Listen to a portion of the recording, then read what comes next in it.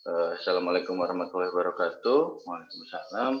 Kembali lagi bersama saya ya Pak Zulfikar di mata kuliah Sistem Referensi Geodesi. Sekarang sudah pekan ke-14. Setelah ini pekan ke-15. Setelah itu ada UAS ya. Tidak terasa kuliah daring sudah kita laksanakan hampir 1 semester penuh.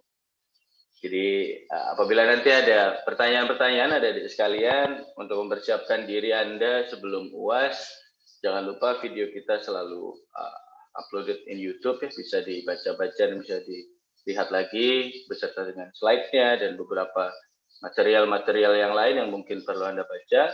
Dan kalau ternyata masih ada pertanyaan, insya Allah I am open for question begitu ya. Kalau ada yang ingin ditanyakan, jangan takut langsung bertanya di WA saja. Beberapa ada teman-teman Anda yang sudah bertanya kepada saya via WA. Nah, ini kayak tadi siapa tadi Izin ada bertanya, yang Pak. Resen ya? Iya, Jessica gimana Jessica? Atau siapa nih yang tadi tanya? Jessica gimana? Izin bertanya, Pak. Aha. Iya, gimana?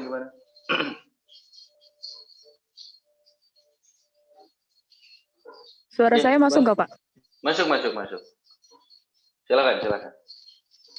Izin bertanya, Pak. Untuk masalah tugas kemarin, Pak, kan saya kemarin tuh nyobanya pas lagi ngerjain tugas yang keenam itu TVX-nya sama TVY-nya itu TVYX-nya itu berbeda, Pak. Setiap setiap per X sama Y-nya itu, Bang. Pak. Jadi itu berapa jauh? bagaimana ya, Pak? Apa seberapa jauh? Bisa terjadi seperti itu emang? Perbedaannya berapa jauh, Jessica? Saya kemarin pas lagi nyoba perbedaannya hampir, kan saya dapatnya 100-an gitu kan, Pak. Jadi perbedaannya tuh 100 lah, Pak. Ada yang 100, ada yang puluhan kayak gitu, Pak. Perbedaannya tidak seperti Boni yang angka ketiga di belakang koma tapi di depan-depan begitu berarti ya? Bagaimana, Pak? Perbedaannya bukan, kan kalau Boni kan berbeda tuh, tapi kan 3 angka di belakang komanya yang berbeda. Misal 100,567, satunya 100,569 gitu misal. Nah, kalau Anda perbedaannya 100, sekian, satunya 99 atau 98 atau 90 atau 70, sekian, begitu kalau tidak salah. Ya enggak? Perbedaannya sebesar itu atau bagaimana ya sih? Iya, seperti itu, Pak. Sampai 90, sampai puluhan begitu bedanya? Iya, seperti itu, Pak. Jadi ada. Kalau perbedaannya sampai segitu, Iya, Pak, sepertinya itu, Pak. ada kesalahan di ininya ya.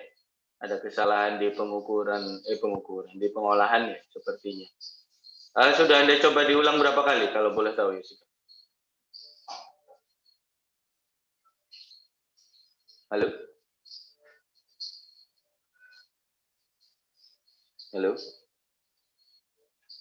Sudah coba diulang berapa kali untuk Jessica pengukuran pengolahannya? Kalau saya sendiri sih, Pak, itu udah 2. Tapi yang ketiga kalinya saya udah nggak coba lagi. Soalnya bingung juga, Pak, setelah situ. Oke, nilainya masih sama ya. Ya sudah. Kalau begitu nanti saya akan coba cek lagi adik sekalian. Kalau ternyata memang perlu adanya latihan kembali, maka nanti bisa kita berlatih bersama kembali. Tapi untuk kali ini angkanya tidak berbeda setiap orang, begitu ya. Kalau kemarin kan angkanya berbeda setiap orang, mungkin itu membuat ada beberapa orang yang tidak bisa mendapatkan nilai yang dalam tanda kutip bisa dianggap benar. Tapi nanti akan saya coba untuk, ini bukan tugas lagi lah ya, tapi adalah sebuah tambahan pemahaman kalian mengenai mengenai proses transformasi 2 dimensi. Nanti akan saya berikan lagi satu soal yang nilainya sama untuk setiap koordinat, biar nanti kita sama-sama tahu hasil yang benar itu berapa begitu. Itu nanti tidak menjadi tugas lah, itu menjadi sebuah kayak tambahan ya agar bisa lebih paham. Terima kasih Jessica. Itu sepertinya ya harusnya masalahnya terletak di pada pengolahannya atau perhitungannya. Tapi apabila sampai 2 kali masih tetap sama, nah ini perlu dilihat juga begitu. Apakah kalkulatornya atau mungkin ternyata pemahaman mengenai definisi-definisi yang ada itu yang mungkin perlu dicek kembali.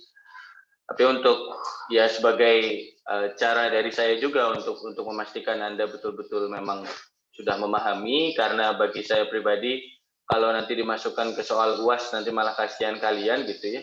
Alangkah lebih baiknya kalau dari saya nanti akan membuat sebuah soal lagi, 2 lah ya, tidak hanya 1, yang nilainya itu sama semua begitu. Jadi kalian bisa saling compare antara satu orang dengan orang yang lain dan tidak perlu dikumpulkan, tapi akan menjadi sebuah pertanyaan di kemudian hari. Bisa jadi nanti ada kuis di pekan depan atau bagaimana, kan saya tidak tahu, tapi yang pasti tetap harus kalian kerjakan. Itu nanti akan saya coba tambahkan, Jessica. Terima kasih atas pertanyaannya tadi ya. Saya juga sudah menduga sebenarnya nambah transformasi 2 dimensi. Oke. Nah, kembali ke materi kita terlebih dahulu, adik-adik sekalian.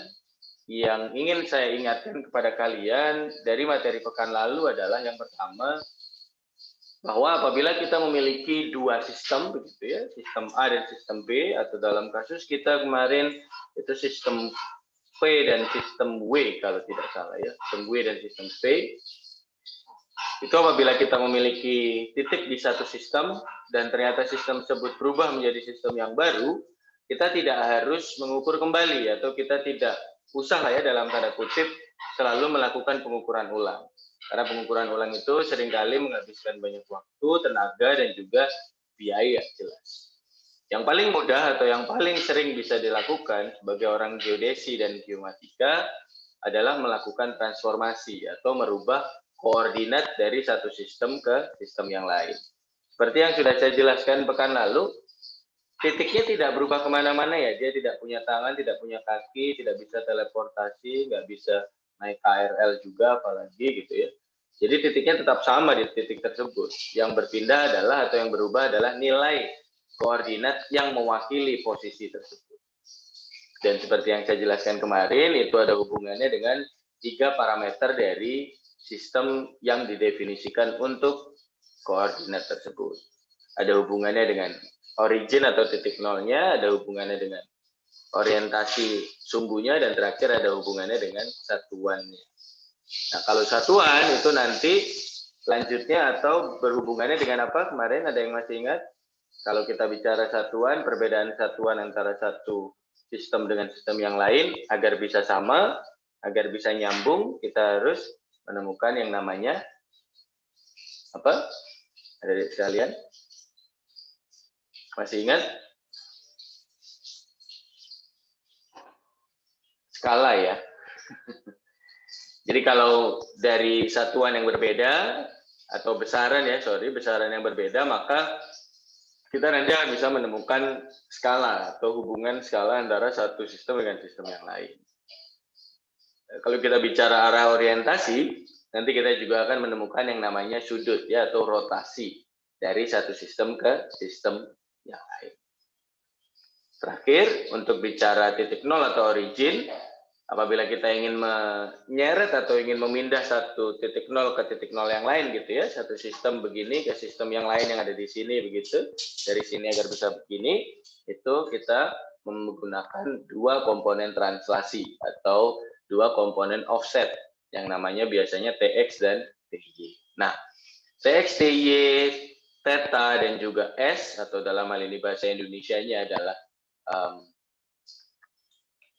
translasi, rotasi, dan scaling, itu merupakan 4 parameter dasar yang kita lakukan dalam proses transformasi koordinat.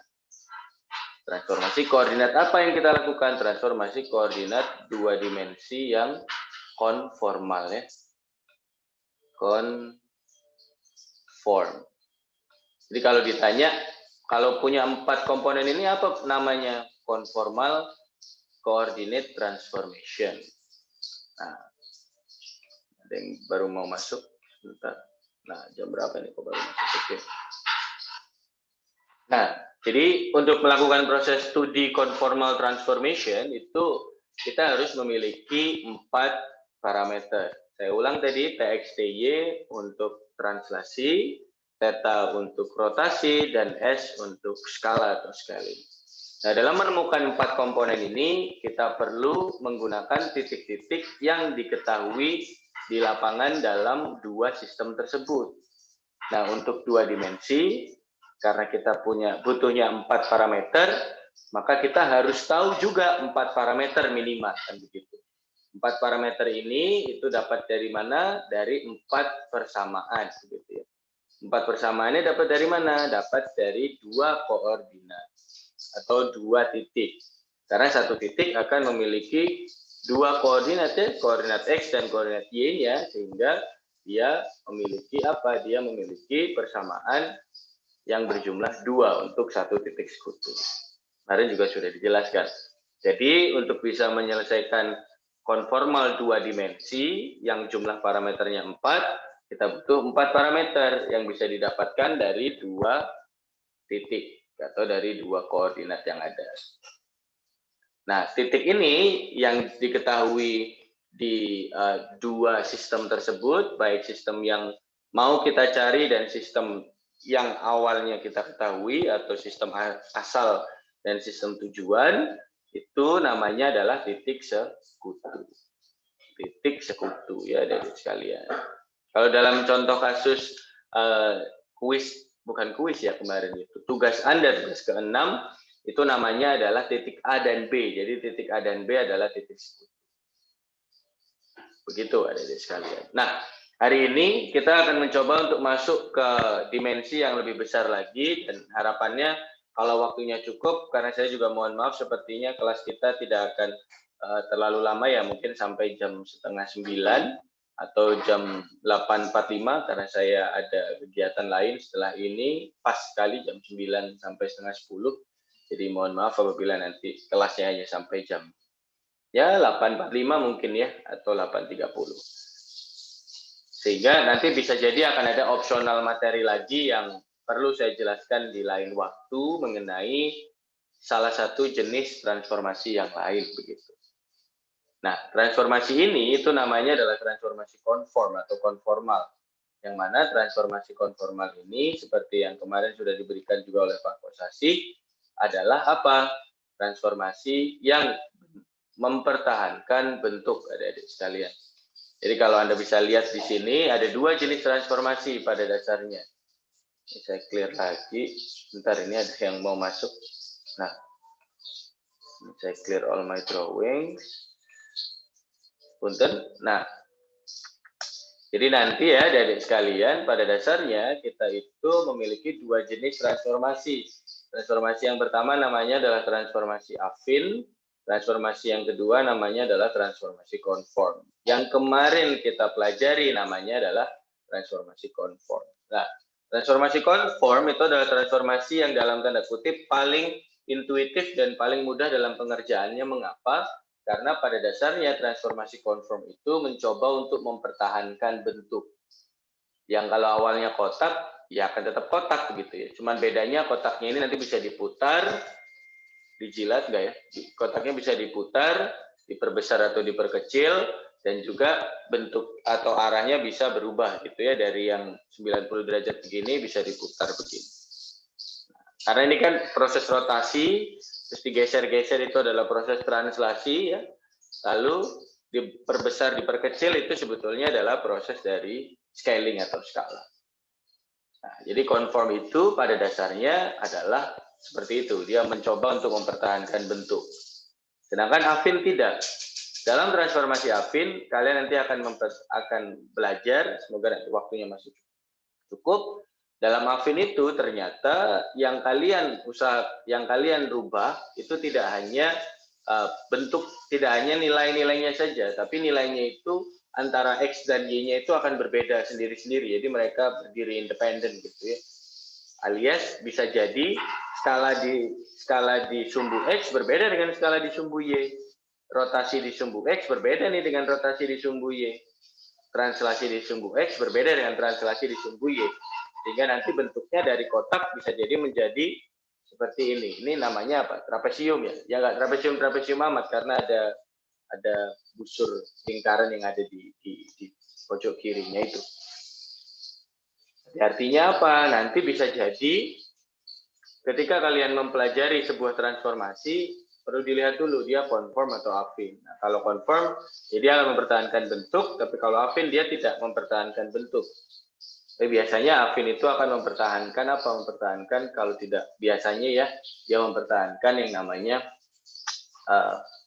kebenaran di lapangannya. Tapi perlu kita nanti perhatikan juga apa sih bedanya kok bisa pakai affin, kok satunya bisa pakai konform dan sebagainya.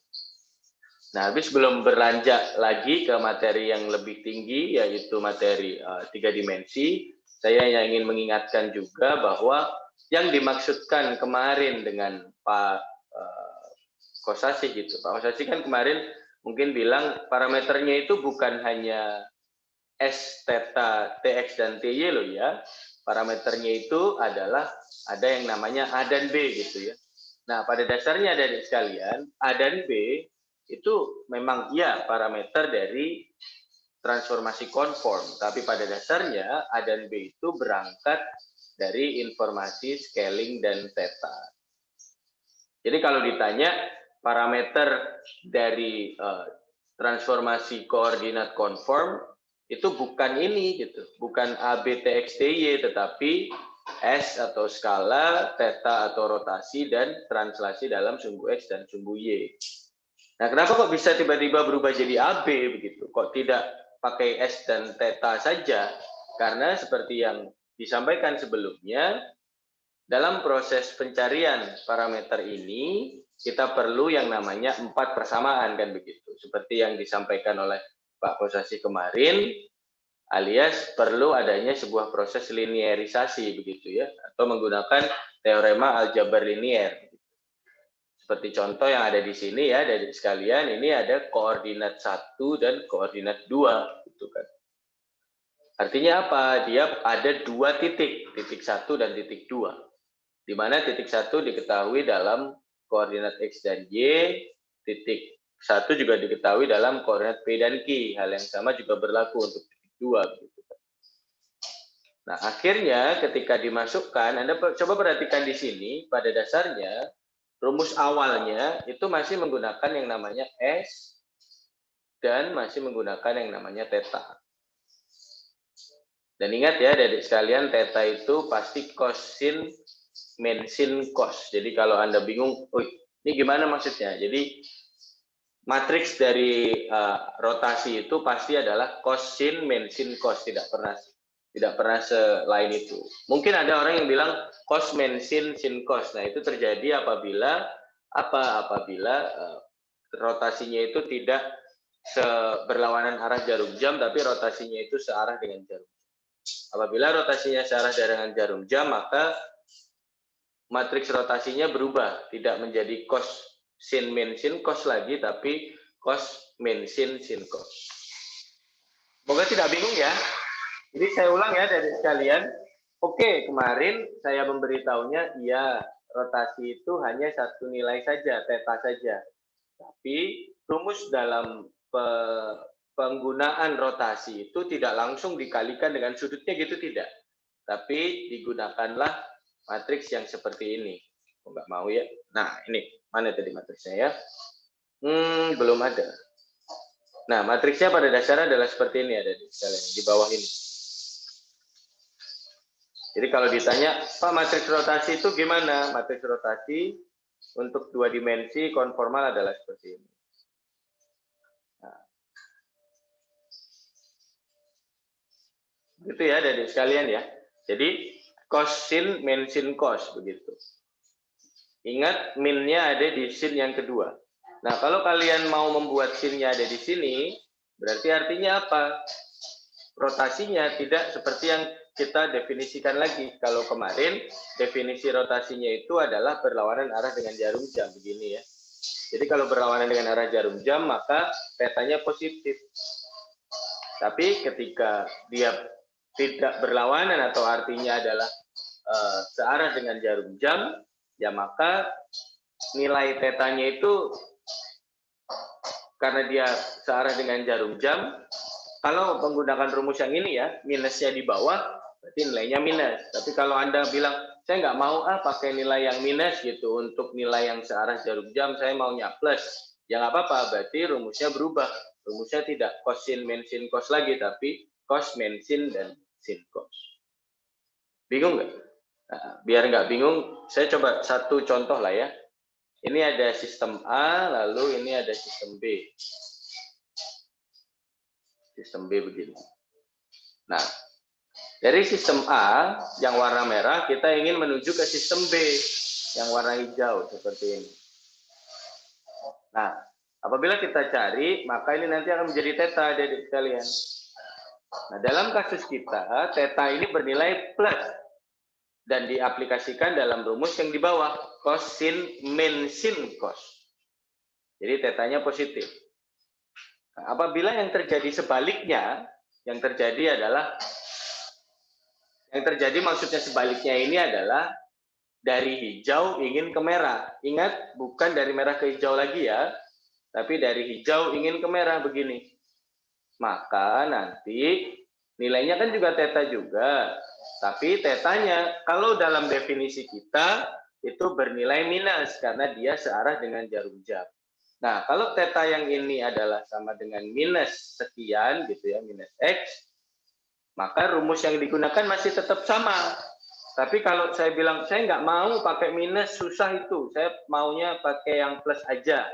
Nah, kalau Anda bilang, ya udah saya mau pakai yang plus aja, artinya theta ini tidak minus X, tapi theta ini berubah menjadi X saja begitu, maka rumusnya tidak lagi cos sin min sin cos, tapi jadi cos min sin sin cos. Semoga tidak bingung ya adik-adik sekalian, ini hanya perubahan dari arah dari rotasinya saja. Maksudnya pendefinisian positif dari arah rotasinya. Intinya adalah selama yang kita pakai itu berlawanan arah dengan jarum jam yang kita anggap positif, maka rumus matriks rotasinya akan selalu seperti yang di bawah itu. Cos, sin, min, sin, cos. Saya hilangkan dulu lah ini. Drawingnya akan bikin bingung seperti ini. Rumus ini berlaku apabila rotasinya itu yang positif adalah yang berlawanan arah dengan jarum jam. Nah, nanti biar jadi pertanyaan, bukan pertanyaan ya, biar jadi percobaan bagi kalian juga gitu. Nanti akan saya coba untuk buat rumus yang latihan selanjutnya yang tidak menjadi tugas itu, tapi saya encourage Anda untuk mengerjakan. Itu rotasinya satunya berlawanan arah dengan jarum jam, satunya bersearah dengan jarum jam. Biar nanti Anda bisa mencoba membedakan. Oh, bedanya ini, bedanya itu. Nah, kita kembali ke yang tadi ya sebelumnya. Saya itu cuma ingin sebenarnya sih ya, saya itu cuma ingin memberi informasi bahwa kalau ada orang bilang enggak loh, parameter tuh A, B, TX dan TY, ya mereka juga tidak salah sebenarnya karena pada dasarnya melalui proses linearisasi apabila rumus awalnya adalah seperti ini kan. Nah, kalau kita bicara, oh saya tidak mau pakai S dan theta, saya maunya pakai A dan B saja, di mana A sama dengan S cos theta dan B sama dengan S sin theta, maka nanti S cos theta bisa kita ganti dengan A yang di sini, S sin theta bisa kita ganti dengan B, sehingga nanti hasilnya adalah seperti ini. Nah, kalau rumusnya udah kayak gini, parameternya sudah berubah, tidak lagi S, theta, TX, dan TY lagi. Tetapi parameternya sudah berubah menjadi A, B, TX, dan TY. Semoga tidak bingung ya adik-adik sekalian. Saya hanya ingin memberikan informasi bahwa kalau kemarin Pak Kosasi bilang parameternya itu A, B, TX, dan TY, dia tidak salah. Tapi AB ini merupakan hasil linearisasi dari S dan theta. Nah, kalau Anda ingin membuatnya dalam sebuah matriks, artinya berhitungnya itu, saya maunya menghitungnya matriks, nggak persamaan standar kayak gini. Kalau Anda lihat di rumus yang mana, rumus yang ini, Maka nantinya ya kalau bisa Anda lihat, ini saya clear all drawing lagi. Pada dasarnya notasi matriksnya adalah seperti ini adik-adik sekalian. Kalau kemarin kan belum sempat saya masukkan ke dalam matriks ya notasinya. Nah, jadi seperti ini. Apabila Anda ingin mencari koordinat P dan Q dari sebuah titik, maka kita bisa menggunakan ini S dan theta serta TX dan TY. Ini adalah koordinat awalnya. Nah, theta dan S kalau Anda cari tahunya dari ini proses A dan B, maka theta itu sama dengan arcus tangen B per A, sedangkan X itu adalah akar dari A kuadrat plus B kuadrat. Artinya apa adik sekalian? Kalau Anda ingin nyari AB TX TY, caranya pakai rumus yang di atas ini. Nah, kalau AB TX TY sudah diketahui, maka Anda bisa cari theta dari sini, Anda bisa cari S dari sini, lalu diaplikasikan ke dalam rumus yang di bawah ini agar bisa mendapatkan P dan Q. Nanti di tugas kita atau di percobaan kita selanjutnya, kita akan coba sama-sama yang menjadi tugas kalian mencarinya tidak lagi seperti yang saya definisikan kemarin. Yang saya definisikan kemarin itu sebetulnya adalah definisi yang paling sederhana, mencarinya satu-satu begitu ya. Nah, kalau menggunakan matriks dan vektor itu nanti akan menjadi lebih cepat karena Anda tinggal memasukkan koordinat yang ada di sini begitu. Koordinatnya ke dalam titik yang ada di sini, nanti akan ketemu AB, TX dan TY. Nanti akan kita tugasnya Anda menggunakan notasi matriks dan vektor. Nah, ini masih 2 dimensi begitu ya adik sekalian kalau kita bicara, masih belum masuk ke 3 dimensi yang saya ingin sampaikan kepada Anda begitu. Nah, ketika kita bicara datum atau nanti setelah ini kita akan bicara mengenai koordinat yang ada di permukaan bumi. Koordinat permukaan bumi itu kan tidak hanya 2 dimensi ya. Koordinat permukaan bumi itu 3 dimensi. Maksudnya 3 dimensi itu apa? Tidak hanya X dan Y saja, tapi ada Z-nya. Saya ulang ya adik sekalian ya. Koordinatnya tidak hanya 2 dimensi lagi, tapi 3 dimensi. Alias konformal 2 dimensi yang punya 4 parameter itu juga berubah dia atau berevolusi atau istilahnya berkembang menjadi sebuah parameter atau sebuah rumus atau sebuah metode yang menggunakan konsep 3 dimensi, tidak hanya menggunakan konsep 2 dimensi. Nah, penggunaan konsep 3 dimensi itu merubah jumlah parameternya, jelas adik-adik sekalian. Nah, kalau saya boleh tanya, kira-kira ada yang tahu nggak? Jumlah parameter kalau 3 dimensi itu berapa? Kalau 2 dimensi kan 4, skalanya 1, rotasinya 1, translasinya 2. Ya kan? Saya ulang, skalanya 1, rotasinya 1, translasinya 2, alias 4. Itu kan kalau 2 dimensi. Jadi saya klik di sini, 2D sama dengan 4. Kalau 3D ada yang tahu kira-kira berapa adik sekalian? Berapa?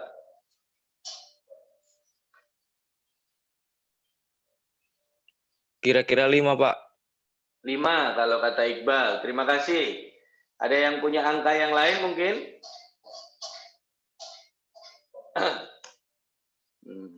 Iqbal. Terima kasih atas jawabannya. Jawaban yang baik ya.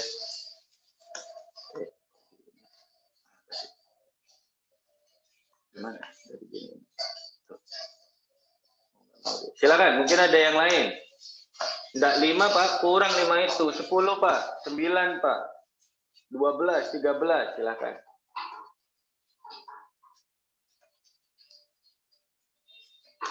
Pak. Siapa tuh tadi menjawab? Saya, Pak. Ya, saya tahu. Kalau kamu jawab bukan saya kan bingung saya. Namanya sama? Adira, Tidak, Pak. Nah, ya oke. Adira Wima ya. Terima kasih. Kalau kata Adira 4. 4, berapa? 12. 4 itu nomor Anda. Nomor jawabannya. Silakan, ada lagi, satu lagi nggak yang bisa memprediksi jumlahnya berapa? Ada 7, Pak. 7, kalau kata Putri Nurrohma ya, benar kan itu ya? Oke, menyampaikan ada 7. Oke, terima kasih atas jawabannya. Nah, nanti kita akan lihat sama-sama adik-adik sekalian, tapi pada dasarnya apabila kita ingin membuat 3 dimensi, yang perlu kalian ingat komponennya sebetulnya masih sama ya.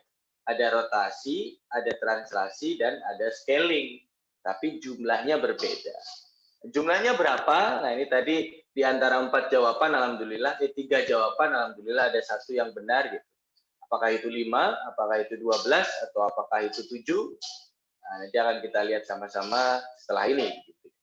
Tapi intinya saya ulangi lagi bahwa komponennya masih sama. Komponennya itu terdiri dari rotasi, translasi, dan juga scaling atau dilatasi. Saya ulang, komponennya masih sama. Rotasi, translasi, dan dilatasi. Nah, tapi berapa jumlahnya? Mari nanti kita lihat sama-sama di yang selanjutnya. Nah, ini nanti ya, adik sekalian ya, kalau misal kita bicara model transformasi, ada 6 parameters, ada 6, 8, dan sekian-sekian, itu nanti akan kita jelaskan di tambahan kalau ternyata nanti waktunya masih ada, adik-adik sekalian. Kalau ternyata waktunya nanti masih belum ada, mungkin nanti akan saya coba tambahkan di video yang lainnya.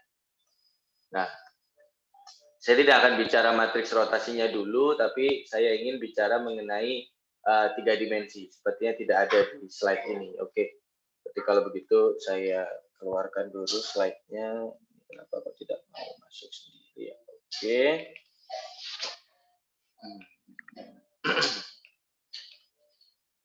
Oh, kalau ini 2D saja, lupa saya.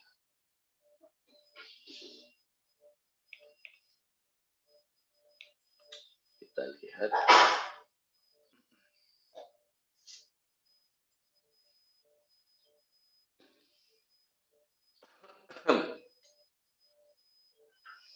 Oke, ini, aduh, saya baru mau masuk apa gimana?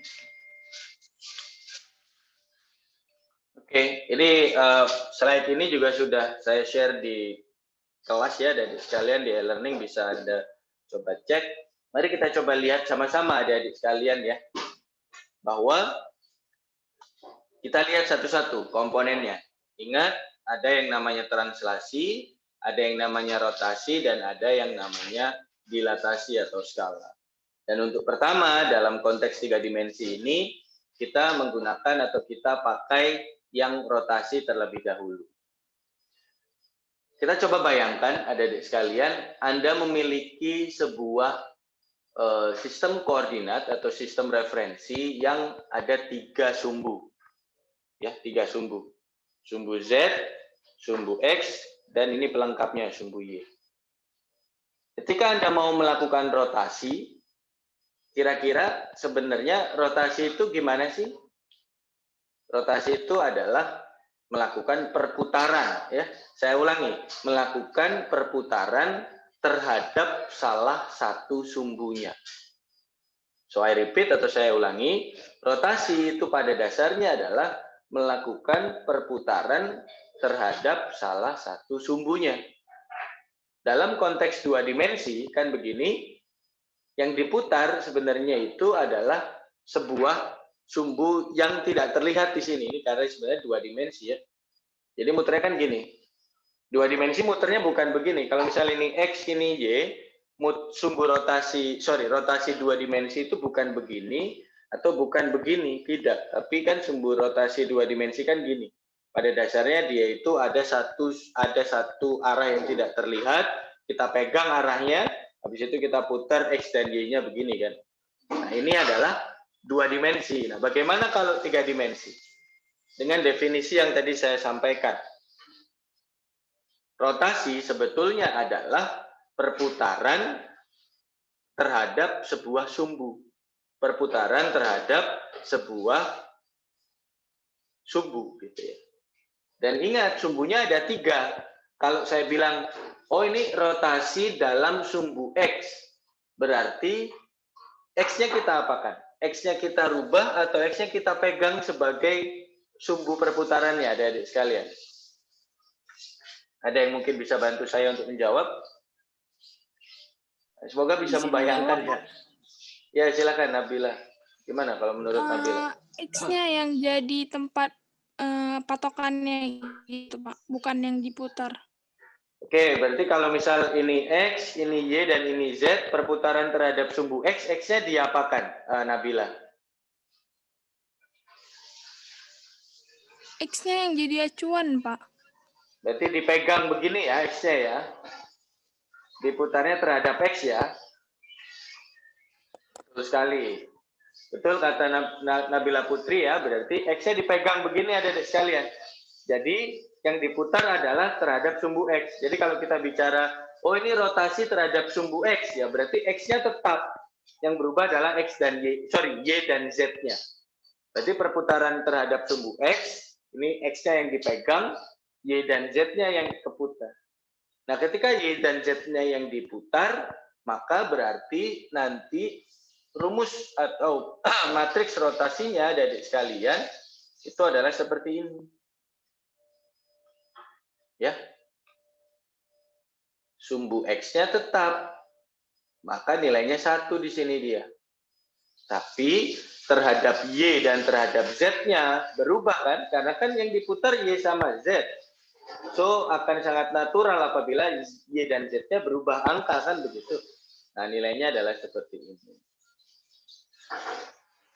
Masih ingat ini rumus apa? Matriks rotasi ya, kosin, mensin, kos. Nah, ini. Ingat adik-adik sekalian, saya ulangi.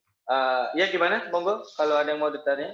Mohon maaf Pak, itu yang X-nya yang di mana ya Pak? Tadi slide saya nggak nampak tadi kursor Bapak yang nyebutin X. Ini udah nampak nggak sekarang? Sekarang nampak nggak? Slide-nya nampak di tempat Anda? Nampak, tidak, Pak, Boni? nampak. Yang X-nya nampak ya. Oke. Nampak. Yang 3 dimensional Pak. Ya. Tidak terlihat di sini ya, 3 dimensional. Oh ya Pak. X-nya tidak terlihat di sini. Jadi ini kita pakai gambarannya pakai tangan saya ya. Ini X, ini Y, dan ini Z. Kalau rotasi terhadap sumbu X, berarti X-nya dipegang. Berarti begini. Nah, gini berarti. X-nya ke sini ya, X-nya ke sana. X-nya masuk ke sana. Atau gini deh. Nah, semoga bisa lebih menjelaskan. Begini, ini X, ini Y, dan ini Z. Ketika saya pegang X-nya, rotasi terhadap sumbu X, maka dia begini. Ya, Z-nya berubah, Y-nya berubah. X-nya nggak berubah. Karena kita rotasi terhadap sumbu X. Begini. Nah, gini. Paham ya? Ketika kita bicara, Pak, ini rotasi terhadap apa? Rotasi terhadap sumbu X. Berarti X-nya nggak berubah. Dalam matriks rotasi yang kita punya, berarti nilai X-nya masih tetap sama. Yang berubah adalah nilai Y dan Z-nya. Seberapa besar perubahan Y dan Z-nya? Perubahan Y dan Z-nya berubah sebesar sudut yang namanya omega ini. Omega kecil ini ya. Dan rumusnya seperti apa? Atau matriks rotasinya seperti ini. Cos omega, sin omega, min sin omega, dan cos omega. Alias cosin, min sin, cos. Itu adalah untuk apa? Untuk rotasi terhadap sumbu X. Atau kalau dalam bahasa Inggrisnya adalah rotation about x-axis. Dengan sudut yang namanya adalah omega. Lanjut. Nanti semoga akan kelihatan bedanya apabila Anda melihat selanjutnya. Nah, bagaimana Pak kalau Y? Nah, ada yang bisa bantu saya? Kalau X, X-nya yang dipegang. Kalau Y berarti mana yang dipegang? Iya, Pak. X juga, Pak. Tuh. Nah, ada yang jawab X-nya juga. Kalau ternyata rotasinya terhadap sumbu Y ya adik-adik sekalian, maka yang dipegang Y-nya bukan X-nya. Nilai yang tetap adalah sumbu Y-nya, bukan sumbu X-nya. Karena kalau yang nilai tetap sumbu X, ya namanya bukan rotasi terhadap sumbu Y itu namanya adalah rotasi terhadap sumbu X. Saya ulang, kalau tadi yang dipegang, kalau sumbu rotasi terhadap sumbu X, ya yang dipegang adalah sumbu X-nya, berarti yang berubah Y dan Z. namanya adalah sudut omega. Nah, seterusnya atau selanjutnya, kalau kita bicara rotasi terhadap sumbu Y, ya berarti yang kita pegang sumbu Y-nya. Yang berubah nanti siapa? Yang berubah nanti berarti X dan Z-nya, adik-adik sekalian. Jadi saya ulang, kalau X yang berubah Y dan Z. Kalau Y yang berubah X dan Z. Oke? Sehingga adik-adik sekalian, rumus matriks rotasinya ya berubah. Kalau matriks rotasi yang sebelumnya kan begini. Satunya ada di sumbu X-nya, cos sin min sin cos itu mewakili Y dan Z. Kalau ini beda, tuh bedakan. Satunya ada di tengah mewakili sumbu Y. Sedangkan matriks rotasinya berubah. Bukan cos sin min sin cos lagi, tapi cos min sin cos. Saya ulang, cos min sin cos. Arahnya tetap sama ya, semuanya arahnya tetap sama. Rotasi itu selalu positif apabila berlawanan arah jarum jam. Negatif apabila searah dengan jarum jam. Itu pasti. Tapi untuk Y-aksis atau untuk sumbu Y, matriks rotasinya, ini kan V ya, tadi omega, ini V namanya. Itu adalah yang tidak berubah karena yang dipegangi atau yang tetap itu sumbu Y. Berarti sumbu Y-nya sama gitu ya. Satu di tengah gitu. Sumbu X dan Z-nya yang berubah. Dengan matriks rotasi cos min sin sin cos. Bukan cos sin min sin cos lagi. Tapi cos min sin sin cos. Ini adalah sebuah anomali atau sebuah outlier yang perlu kalian coba pahami dan perlu kalian coba bisa digunakan terus-menerus tanpa harus mengingat-ingat dengan susah gitu. Bahwa rumus dasarnya harusnya cos sin min sin cos, tapi khusus untuk Y atau khusus untuk V ya, untuk sudut V, itu min sinnya tidak di bawah, tapi di atas. Kalau Anda perhatikan, ini min sinnya kan di bawah sini ya. Bisa kita lihat sama-sama nih. Min sinnya di sini. Tapi untuk keperluan yang Y, min sinnya tidak di situ, tapi min sinnya ada di atas sini. Nah, beda. Apakah ini berarti sudut rotasinya beda, Pak? Arahnya tidak, masih sama.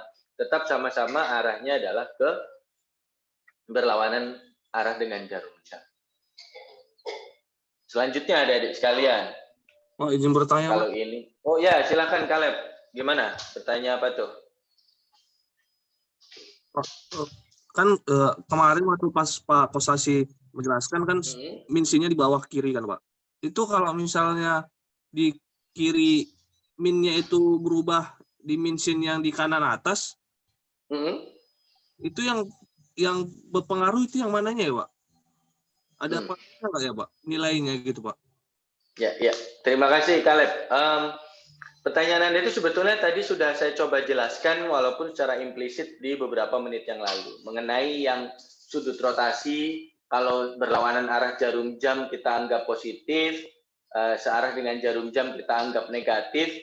Nah, efeknya itu di situ. Apabila kita menggunakan konsep yang selama ini kita gunakan, seperti yang Pak Kosasi juga jelaskan, bahwa min sin-nya itu ada di bawah, maka konsep umumnya atau konsep dasarnya adalah yang kita anggap positif nilai rotasinya atau nilai sudutnya itu adalah yang berlawanan arah jarum jam ke kiri begitu. Kalau kita beloknya ke kanan atau searah jarum jam, ingat ya ini berlawanan arah jarum jam, ini searah jarum jam. Betul ya? Anda kelihatan gitu juga nggak di muka kalian? Maksudnya saya jelasnya gitu ya. Mungkin agak mirror ini. Saya nggak tahu apakah di kalian gambar saya mirror atau enggak. Yang pasti ini adalah ini adalah berlawanan arah jarum jam ke kiri gitu ya. Kalau ke kanan begini, ini adalah searah dengan jarum jam. Nah, apabila kita pakai sin-nya yang di bawah, maka kita anggap atau kita membuat sebuah asumsi bahwa kalau begini ini positif, kalau begini ini negatif. Nah, hal ini juga sebenarnya berlaku di sini, Kaleb. Gitu. Ini tetap, sini tetap positif, sini negatif. Tapi karena adanya sebuah perumusan dalam arti adanya sebuah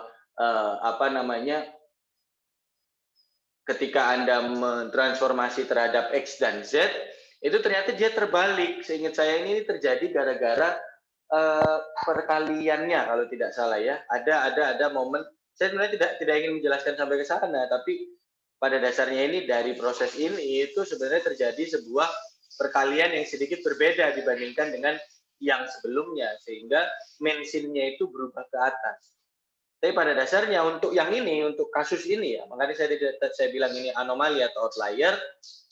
Konsep ini, konsep rotasi terhadap sumbu Y atau V, itu tetap sama seperti yang lain, berlawanan arah jarum jam itu positif, tapi matriks rotasinya seperti ini, karena adanya sebuah perkalian yang sedikit berbeda dalam rotasi dari sumbu Y-nya ini. Nanti akan kita lihat juga hasil dari slide-nya Pak Kosasi. Bisa kita bandingkan kalau ternyata Anda ingin mencoba untuk membandingkan. Tapi sebelumnya izinkan saya untuk menyelesaikan sampai sumbu Z terlebih dahulu. Nah, kalau tadi terhadap sumbu X yang berubah adalah Y dan Z, atau X-nya dipegang adik-adik sekalian, lalu kalau terhadap sumbu Y, X dan Z-nya yang dipegang, nah sekarang saya tanya, kalau terhadap sumbu Z, yang dipegang atau yang tidak berubah sumbu apa ya?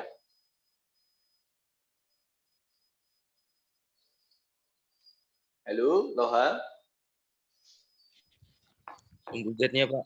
Nah, betul. Terima kasih, Iqbal. Terima kasih, Miau ya. Yang tidak berubah apabila kita rotasi terhadap sumbu Z, ya Z-nya. Gitu ada di sekalian. Jadi, kalau ternyata rotasi terhadap sumbu X, yang berubah YZ. Kalau rotasi terhadap sumbu Y, yang berubah XZ. Kalau rotasi terhadap sumbu Z, yang berubah adalah XY. Ada sekalian. Maka dari itu, kalau Anda lihat di sini ya, bisa kita lihat sama-sama, Z-nya tidak berubah, tapi X dan Y-nya berubah. Dan perhatikan di sini, kembali ke rumus yang sebelumnya yang awal. Kosin, mensin, kos. Sin-nya di bawah sini. Dan ini berarti apa? Dan ini berarti berlawanan arah dengan jarum jam. Sebentar ya.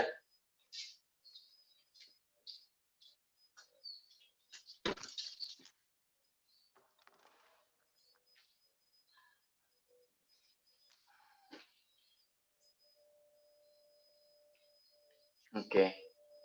Ada sedikit gangguan tadi. Sampai sini, paham adik-adik sekalian? Berarti kalau misal kita bicara ya, gini, saya buat sebuah kayak dua perbedaan gitu ya. Nah, apabila kita, ini rotasi ya, ini rot, saya bilang rot gitu. Rot itu adalah yang diputar atau rotasinya. Kalau X yang diputar, maka yang berubah adalah Y dan Z. Kalau Y yang diputar, maka yang berubah adalah X dan Z. Kalau Z yang diputar, maka yang berubah adalah X dan Y. Semoga kelihatan ya adik-adik sekalian. Apa nggak kelihatan? Kelihatan nggak sih? Kelihatan ya harusnya. Kelihatan, Pak. Nah, ini adalah konsep dasar yang perlu Anda ketahui dan perlu Anda pahami ketika Anda belajar yang namanya matriks rotasi 3 dimensi. Karena matriks rotasi 3 dimensi itu nanti berubah. Tidak seperti sesederhana matriks rotasi 2 dimensi. Kalau matriks rotasi 2 dimensi kan gini ya. Cos, aduh jelek, sorry. Cos, ini sin gitu kan. Habis itu min sin gitu ya. Dan cos kan gitu. Betul ya adik-adik sekalian. Ini adalah 2 dimensi. Nah, kalau 3 dimensi, seperti yang tadi saya bilang, ada parameter terhadap X, ada parameter terhadap Y, dan ada parameter terhadap Z. Apabila ditotal, maka sebenarnya sudut rotasi dari transformasi koordinat 3 dimensi itu menjadi 3, tidak hanya ada 1. Jadi, ya, parameter rotasi dari transformasi 3 dimensi itu ada 3, tidak hanya ada 1. Kalau 2 dimensi kan cuma 1. Untuk konformal ya, ini kita masih bicara konformal ya. Kalau apa namanya, berarti kalau 3 dimensi itu ada 3, tidak cuman ada 1. Nah, terus matriksnya gimana Pak? Apakah matriksnya masih sesederhana ini? Oh, tidak semudah itu gitu. Karena kita memiliki 3 komponen rotasi terhadap sumbu X, terhadap sumbu Y, terhadap sumbu Z, yang mana mereka semua memiliki apa namanya, matriks yang berbeda-beda gitu ya. Matriks Y adalah seperti ini.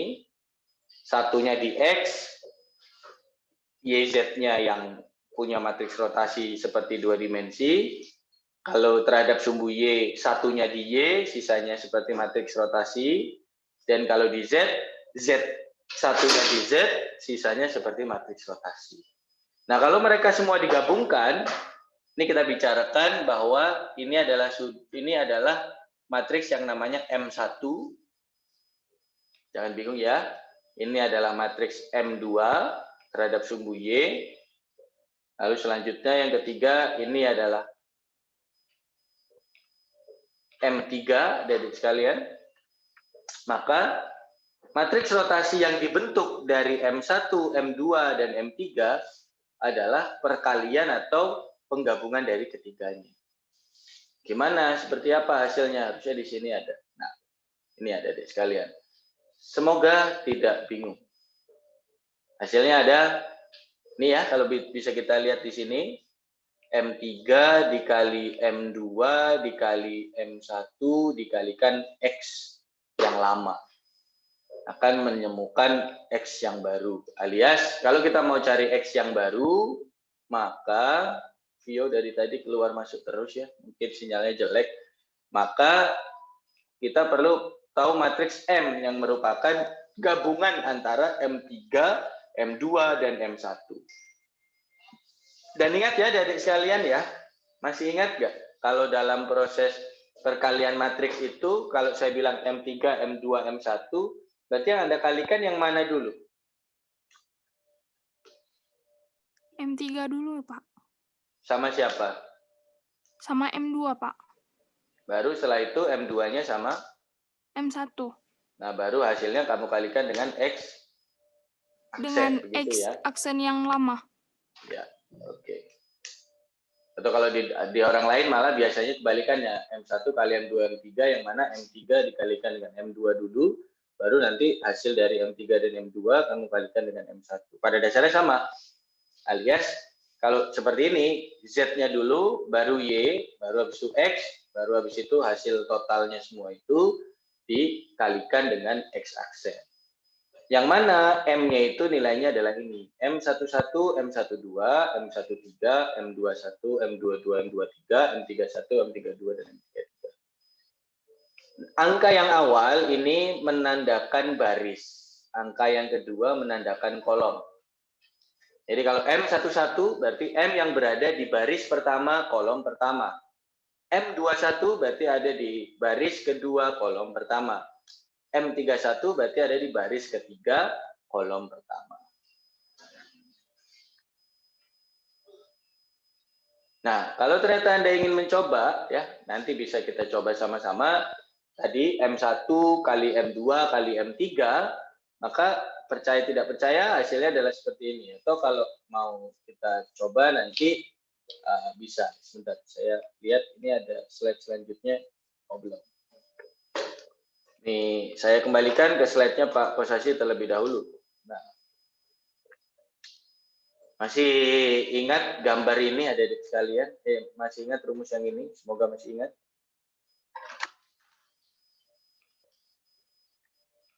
Terhadap X, terhadap Z, dan terhadap Y.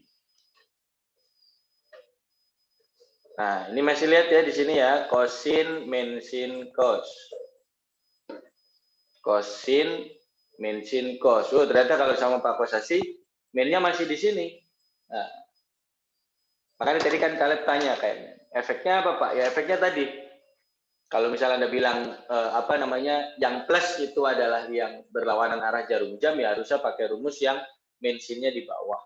Kalau Anda bilang, oh enggak, yang plus itu adalah yang searah jarum jam, ya berarti mensinnya di atas. Nah, kalau yang Z seperti ini. Ingat, kalau terhadap X, maka X-nya yang tidak bergerak. Kalau terhadap Y, maka Y-nya yang tidak bergerak. Kalau terhadap Z, maka Z-nya yang tidak bergerak. Dan apabila Anda lihat, selanjutnya, ini matriks rotasi ya, kemarin sudah dijelaskan, tidak bisa asosiatif dan tidak komutatif, begitu ya.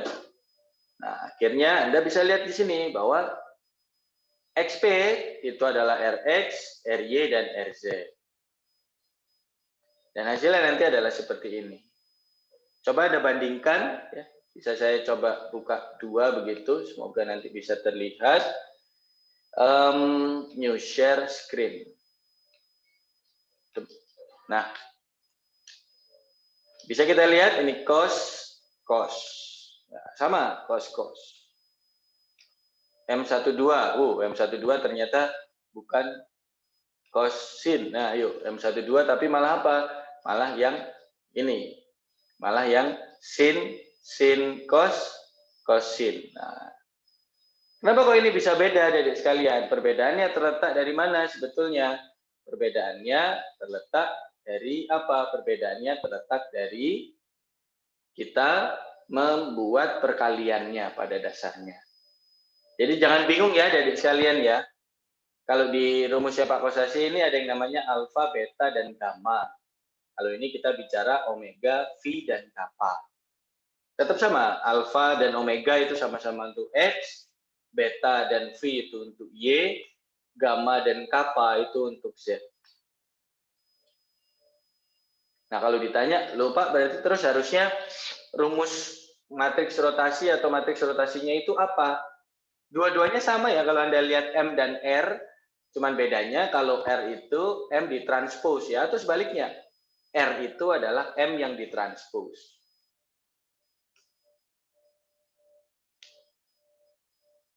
Bingung nggak? Adik-adik sekalian.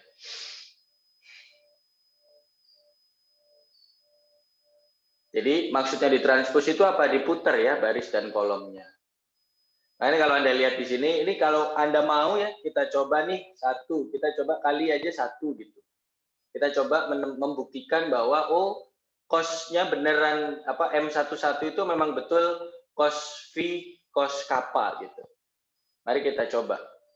Kan kalau Anda buat rumus seperti ini tadi ya, itu M3, M2, M1X, berarti harusnya yang Anda kali duluan yang mana? Kalau tadi kata Nabila kan yang dikali duluan harusnya yang mana? Nabila. M3 tadi, Pak. Nah, coba kita M3, kamu kalikan M2 untuk baris pertama, kolom pertama dulu, biar nanti dapat M11. Berarti kan kalau begitu, pada dasarnya, cari M11 itu bagaimana cari M11? Perkalian matriks itu gimana? Baris dikalikan dengan? Baris dikali kolom. Kolom, oke. Mari kita coba, marquee-chop ya. Marquee-chop ya, atau mari kita coba. Kalau Anda bilang M3 dikalikan dengan M2 dulu, ayo. Berarti kan yang RZ ya, berarti kan RZ dikalikan dengan RY dulu. Kan berarti ini, gitu. Ya kan? Anda kalikan dengan ini.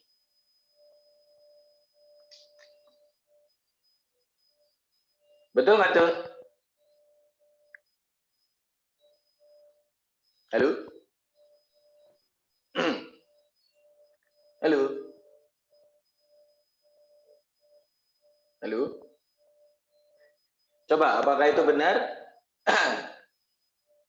Apakah itu nanti benar, adik-adik sekalian? Coba dilihat. Atau bingung? Halo? Kalau bingung bilang ya. Ini sudah jam segini juga nih. Saya masih sisa mungkin 13 Sama, Pak. atau 15 menit lagi. Ya, hasilnya berarti apa tuh? Cos kuadrat, Ya, Pak. cos Sama kuadrat. M Soalnya kan yang lain 0, Pak. Cos kuadrat ya. Oke, terima kasih. Bagaimana kalau yang Z itu bukan gamma, tapi yang Z itu kappa, lalu yang Y itu bukan gamma, tapi yang Y adalah phi. Apa yang terjadi? Berarti nanti Kan kalau Z begini ya, berarti kan cos kappa sin kappa 0 dikalikan dengan cos V 0 min sin V, kan begitu. Berarti hasilnya adalah cos kappa cos V gitu ya. Betul nggak adik sekalian? Betul, Pak. Nah, cos kappa cos V. Nah, setelah itu kan nanti dapat begini ya, dapat baris, lalu Anda kalikan dengan kolom yang ini, kan begitu. Nah, Anda kalikan kolom yang ini, akhirnya dapatlah cos kappa cos V. But remember, di sini adalah cos V cos kappa. Berarti artinya apa? Kalau Anda buatnya seperti ini, maka harusnya yang dikalikan itu ini dulu. Dikalikan dengan ini, baru terakhir dikalikan dengan ini. Jadi seperti yang selalu kita tahu ya adik sekalian, yang namanya perkalian matriks itu selalu dimulai dari belakang. Mirip seperti gambar yang mirip Pak Kosasi ini. Berarti kalau Anda lihat di sini, nah, kalau ini malah ini begini ya. Nah, X, A, Y, dan B. Artinya, kalau ini berarti X dulu, ini dulu, dikalikan dengan ini. Kalau sudah, berarti terakhir dikalikan dengan ini. Coba, hasilnya pasti sama. Sekarang kita coba M1 dikali M2 dulu. Kita ulang ke atas. M1 dikalikan dengan M2. Berarti, instead of kita bicara mengenai kolom dari Rx, tapi kita bicara mengenai baris dari Rx-nya. Berarti ini dikalikan dengan ini. Hasilnya berapa? Sama. Cos V. Cos V kan dapat ya. Anda kalikanlah sekarang dengan ini. Berarti hasilnya nanti apa? Yaitu cos V cos kappa. Karena M1 dulu, ini M1, Anda kalikan dulu dengan M2, baru nanti hasilnya Anda kalikan dengan M3. Nah, kalau Anda butuh bukti lagi, mari kita coba M31 yang paling mudah. Sin V di bawah sini. Nah, cara untuk bisa dapat di bawah sini gimana caranya? Berarti, halo? Halo? Ya, Pak. Ya, Pak. Cara untuk bisa dapat ini gimana caranya?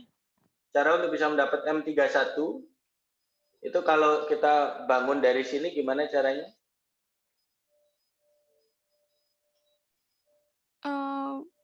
RY-nya itu dikali dengan 100 ya, Pak? Ini nih. Berarti kan Anda yang dikalikan yang ini dulu, dengan ini harusnya tuh. Atau gimana? Kalau menurut Anda nih, M31 yang bawah, kiri bawah. Jadi kan harusnya ini dikalikan dengan ini. Nah, nanti baru Z-nya dikalikan lagi dengan itu, yang bawah. Berarti begini dikalikan dengan ini. Bingung ya? Ini ya, saya hapus dulu lah. Ini clear all drawing lah. Ini pasti bingung sekali. Saya ulang, ayo. 31, M31.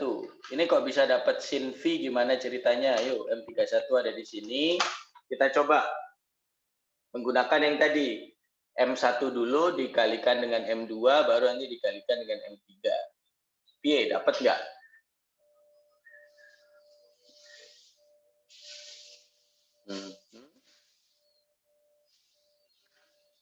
Dengan ya. Ayo, gimana caranya? Bisa nggak dapat sin theta ini?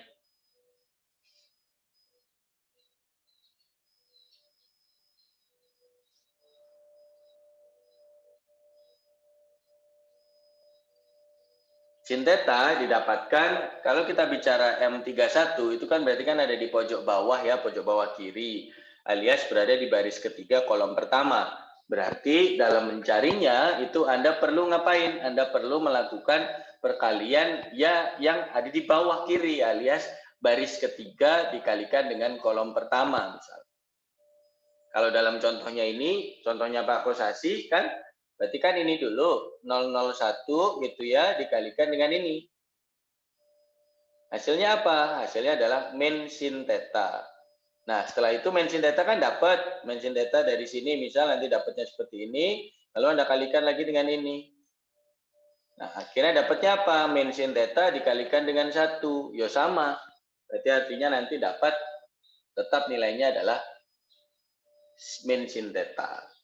Itu dalam apa? Dalam rumusnya atau dalam matriksnya Pak Kosasi. Karena Pak Kosasi membuatnya ini. Nah, ini mention beta di sini kan. Tapi kalau menurut rumus kita yang ada di atas, M3, M2, M1, karena mentionnya itu ada di atas kanan, maka nanti nilainya akan tetap menjadi sin theta seperti yang ada di sini.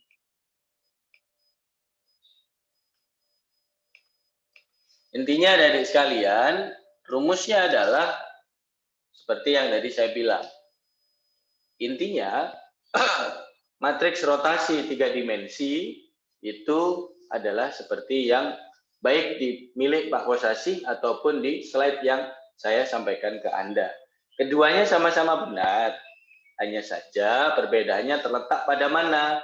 Perbedaannya terletak pada di manakah letak dari mentionnya dan juga di manakah letak dari pembuatan atau perkaliannya. Kalau yang satunya itu harus ditranspos terlebih dahulu, sedangkan yang lainnya dalam hal ini M ini itu berarti apanya? Berarti ini adalah rumus yang sebaliknya. Jadi kalau yang kiri itu dari yang ini, kalau bisa kita lihat kan kita pingin punya yang namanya yang benar itu kan kita pingin X Y yang asli gitu ya. Contoh, kita pingin XY yang asli dari XYZ yang kecil, kan begitu. Nah, berarti artinya apa? Berarti kalau begitu, kalau kita punya X besar, X strip atau X vektor yang menjadi akhir ini, maka cara carinya adalah seperti ini. M3, M2, M1, dan X yang sebelumnya. Sedangkan kalau yang Pak Kosasi, ini apa dari XP ke XP bintang atau XP asterisk bila melibatkan semua rotasi adalah seperti ini. Ini terlihat. Kalau beliau RX dulu, tapi ingat kan yang namanya matriks itu kalau Anda lihat di balik sini RI RJ tidak sama dengan RJ RI, dan ingat perkalian itu kan harus kalau bisa ya dari depan ke belakang atau dari belakang ke depan, karena seingat saya perkalian matriks itu Dari belakang, selalu Pak. dari belakang ke depan. Betul sekali. Jadi kalau dalam konteks ini berarti ini dulu ZY, Y baru ke X. Alias tadi yang disampaikan oleh Nabila benar gitu ya. M3, M2, M2, M1. Baru terakhir dikalikan dengan X. Dalam konteks yang ini, dalam konteks yang kiri. Konteks yang kanan berarti RZ, RY ke RX. Nah, semoga nggak bingung ya dari sekalian. Ini baru mendapatkan 3 parameter rotasi. Bagaimana Pak dengan skala? Pada dasarnya skala pun masih sama. Skala masih menggunakan 1 parameter saja. Jadi kalau kita bicara rotasi itu ada 3. Kalau kita bicara skala itu ada 1. Nah kalau translasi gimana Pak? Di 2 dimensi translasinya 2. Di 3 dimensi jelas translasinya ada 3. Sehingga kalau 3 ditambah 1 sama dengan 3 ditambah 1 sama dengan 4. 4, Pak. 4 ditambah 3 sama dengan 7. Berarti selamat buat Putri, tadi sudah menjawab dengan benar. Kalau ditanya ada berapa parameter rotasi untuk parameter rotasi lagi. Parameter transformasi untuk matriks untuk koordinat 3 dimensi, jawabannya adalah 3 lagi, 7 adik-adik sekalian. Berarti kalau konformal 2 dimensi itu ada 4, 2 translasi, 1 rotasi, 1 skala. Kalau untuk kita matriks rotasi 3 dimensi, transformasi 3 dimensi, belum sarapan ya, sorry. Transformasi 3 dimensi itu ada 7. Rotasinya 3, translasinya 3, dilatasi atau skalanya 1. Saya ulang, rotasinya 3, translasinya 3, skalanya 1. Sedangkan kalau 2 dimensi, rotasinya 1, skalanya 1, translasinya 2. Kalau 3 dimensi, rotasinya 3 terhadap X, terhadap Y, dan terhadap Z.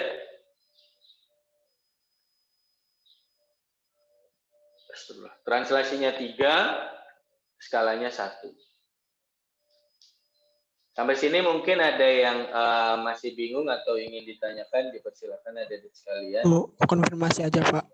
Ya, monggo, silakan. Siapa nih? Boni ya, gimana? Enggak Pak, saya mesti aja Pak. Berarti kalau misalnya tergantung saya titik sekutu yang diberikan tim saya lebih dari 2, tetap aja sama parameternya Pak. Gimana? Tidak jelas terdengar tadi suara Anda. Bisa diulang?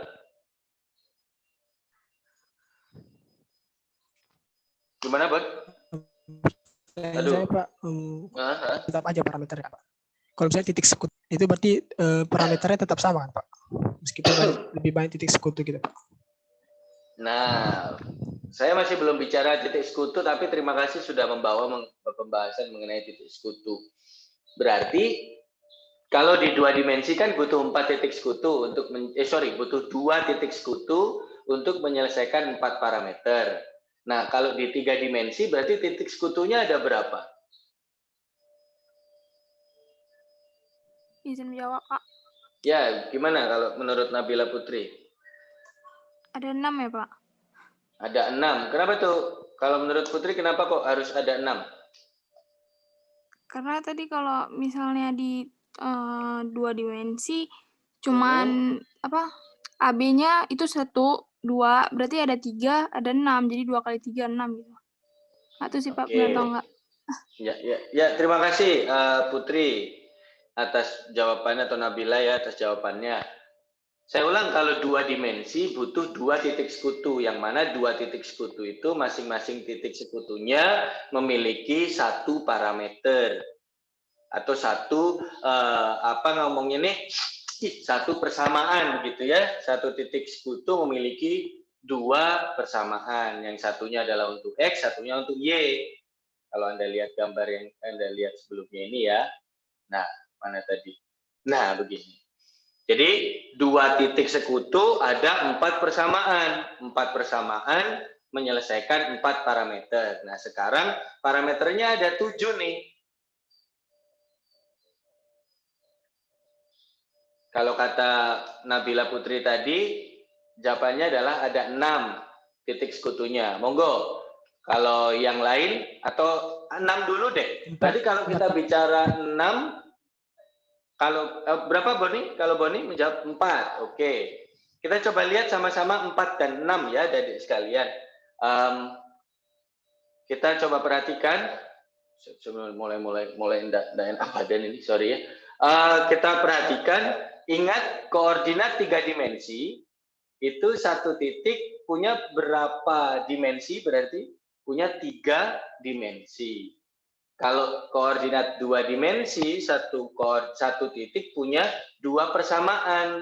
Berarti kalau gitu, dalam koordinat 3 dimensi, 1 titik punya berapa persamaan? 3, Pak. 3, betul sekali Kaleb. 3. Mari kita coba hitung sama-sama ya. Ingat, sesuai dengan rumus atau sesuai dengan konsep yang kita punya, yang namanya mencari parameter berjumlah sekian atau X, maka kita minimal harus punya persamaan berjumlah X.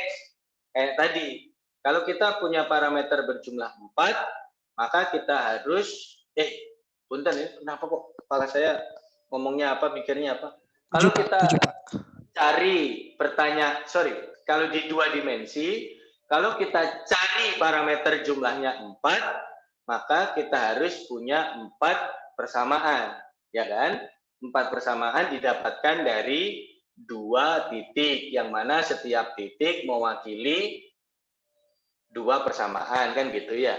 Karena kan ada yang X dan ada Y gitu. Nah, kalau 3 dimensi, karena kita cari 7, berarti minimal kita harus punya berapa persamaan? 3 persamaan, Pak. Ya 7 dong. Oh iya, Pak, 7. Pak. persamaan ya, saya bukan bilang titik, persamaan. Pak, boleh diulang nggak, Pak? Ya, saya ulang. Diulangnya gini ya, dari dua, saya juga, punten ya, saya matiin video dulu, saya ambil minum, sudah agak tidak kuat, bentar.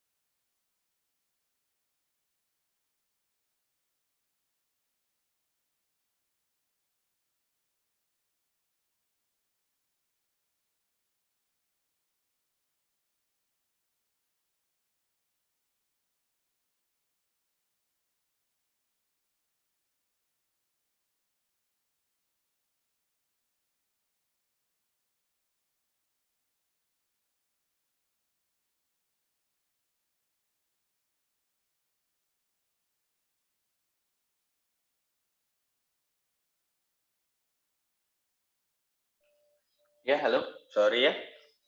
Saya ulang, jadi adik-adik sekalian, semoga sudah agak clear nih pikiran saya.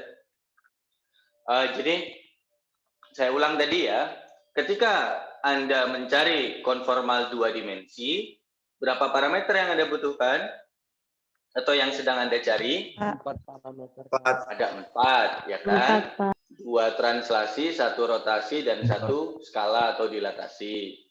Nah, 1 titik sekutu itu bisa menyediakan 2 persamaan.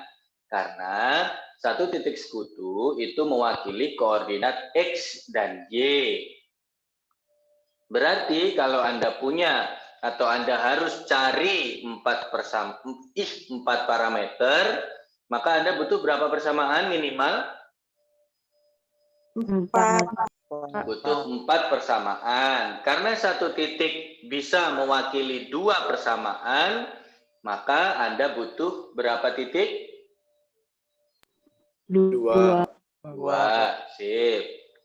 Sip. Nah, sekarang yang selanjutnya. Tadi sudah dijelaskan dalam transformasi 3 dimensi, Anda butuh berapa parameter? 7, Pak. 7. Oke, terima kasih. 7, 3 Pak. rotasi, 3 translasi, 1 skala, kan 7 ya berarti. Nah, karena kita butuh 7 parameter, maka kita pada dasarnya butuh berapa persamaan? 7, Pak. 7. Betul, berarti butuh 7 persamaan. Nah, 1 titik sekutu atau 1 titik yang diketahui koordinatnya di kedua sistem koordinat itu bisa mewakili berapa persamaan? 3. 2. Nah, ada yang bisa jawab 2, ada yang jawab 3. Jawabannya adalah 3 ya adik-adik sekalian. Mengapa?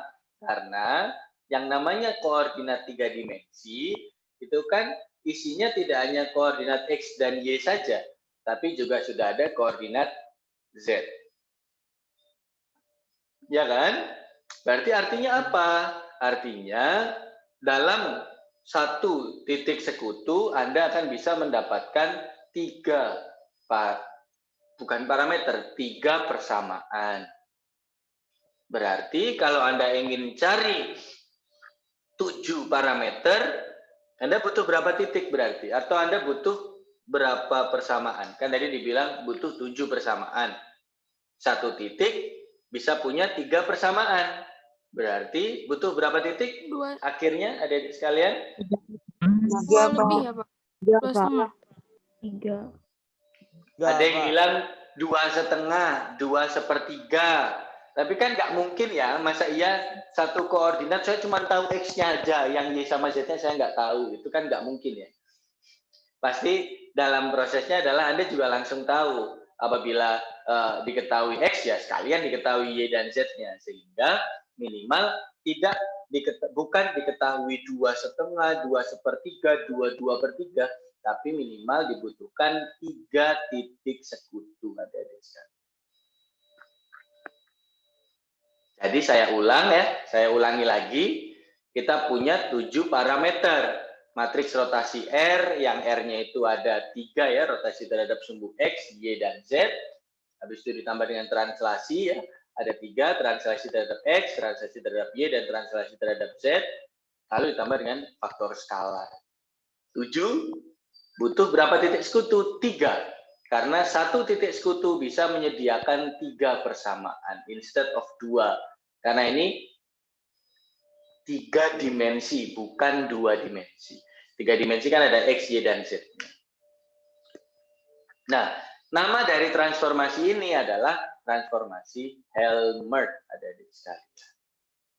Saya ulang, nama dari transformasi ini adalah transformasi Helmert. Dan transformasi Helmert itu ternyata, Anda coba lihat di sini, rumusnya persis loh, sama kayak rumus M1, M2, M3 seperti yang disampaikan oleh slide saya yang tadi, yang OVH 17 itu, kalau Anda lihat. Ternyata di bawah sini ya tetap sin beta atau sin V. Ini nanti, Molodensky-Badekas itu nanti. Tapi yang penting sekarang tahu dulu ya bahwa oh, kalau 3 dimensi itu parameternya ada 7, Pak. Nggak cuma 3. Nggak cuma 4. Translasinya 3, rotasinya nambah jadi 3, nggak cuma 1 lagi. Lalu dilatasinya baru ada 1. Di jumlah ada 7. Nah, karena satu titik sekutu itu bisa mewakili 3 persamaan, maka jadi tambah. Jadinya ada 3 titik sekutu. Tidak cuma 2, tapi bukan 6, tapi bukan 4. Karena kalau Anda pakai 6 titik sekutu, maka nanti akan dapat 18 persamaan. Apakah itu bagus? Boleh. Semakin banyak titik sekutu akan semakin baik, tapi minimal dibutuhkan 3 titik sekutu. Jadi kalau dalam 2 dimensi itu 2 titik sekutu untuk menyelesaikan 4, kalau 3 dimensi itu 3 untuk menyelesaikan 7. Berarti pada dasarnya ada 2 persamaan yang tambahan begitu. Begitu adik-adik sekalian. Sampai sini ada yang ditanyakan? Oh, dan terakhir tadi namanya adalah model Helmert. Monggo kalau ada yang mau ditanyakan atau ada yang ingin dikonfirmasi, disilahkan untuk disampaikan ke saya. Izin bertanya Pak. Ya silakan Putri, gimana? Balik yang ke belakang tadi Pak, yang kapan searah jarum jam atau berlawanan jarum jam, itu kan ada tadi yang satu gambar itu ada apa ya, kayak panah gitu yang nunjukin kalau itu tuh berlawanan arah jarum jam. Jadi kita tahu itu berlawanan arah jarum jam atau tidak, gimana ya Pak, selain lihat di gambar itu, selain di panah itu? Terima kasih Pak. Ya, sama-sama siapa namanya Putri. Pertanyaan yang baik ya.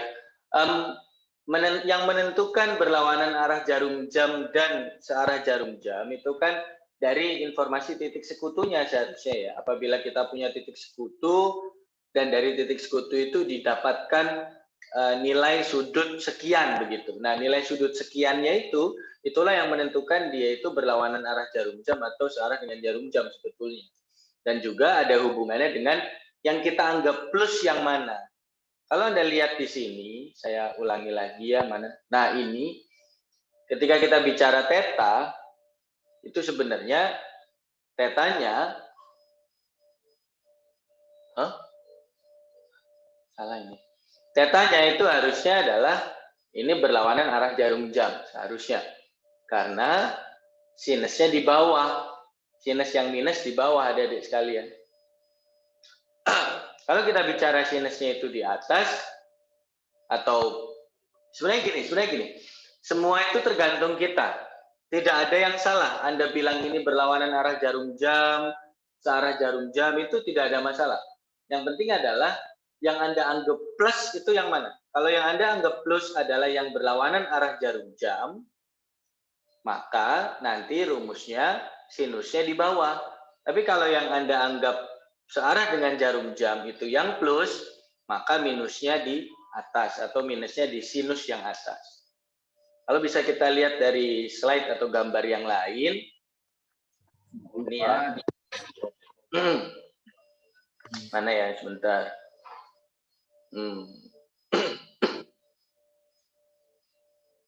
Sebenarnya itu berangkatnya itu dari hukum sinus kosinus sebetulnya ya dari sekalian. Jadi kalau Anda bisa lihat dia itu sebenarnya adalah hasil dari hukum sinus dan kosinus. Sebentar saya bukakan yang materi yang satunya lagi.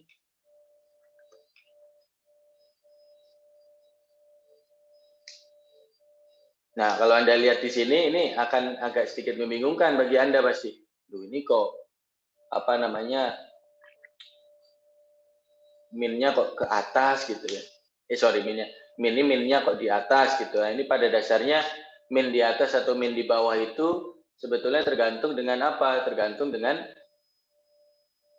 apa yang Anda anggap plus sebetulnya dari sekalian. Ketika Anda bilang, oh berarti ini berlawanan arah jarum jam yang saya anggap positif, ya berarti itu minus yang di bawah. Sedangkan sebaliknya kalau Anda bilang berlawanan arah jarum jam itu anggap negatif, ya berarti minusnya yang di atas. Pada dasarnya adalah seperti itu saja. Nah, kalau ternyata nanti Anda masih kebingungan, nah bisa jadi nanti dalam penggambarannya atau dalam proses transformasi itu yang penting adalah proses dari rumus yang digunakan untuk mendapatkan titik rotasinya ya, kalau bisa kita bilang. Kan di awal itu kan kita carinya B sama A, bukan menggunakan theta lalu menggunakan S begitu. Kalau Anda lihat dari rumus yang banyak akan digunakan orang-orang begitu. Pada dasarnya apabila Anda sudah mendapatkan A dan B, kan sebetulnya untuk theta kan tinggal arc tangen B per A gitu. Dan Anda bisa lihat dari situ apabila dia nilainya plus, maka apabila Anda mengasumsikan, Anda coba nanti ini perhatikan ya. Ini saya bukakan slide yang saya punya yang ini. Perhatikan di sini. Minnya di atas atau di bawah itu ada sekalian.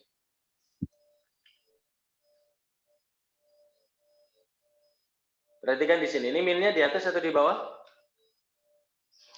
Udah jam berapa ini? Wah, 8.46. Saya harus segera siap-siap. Minnya di atas. Pak. Kita lihat slide-nya Pak Kosasi.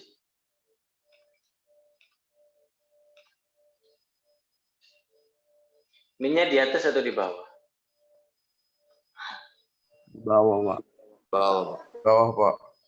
Artinya apa? Ternyata dari dua persamaan tadi, dua definisi yang dilakukan atau digunakan tadi, ternyata sedikit berbeda.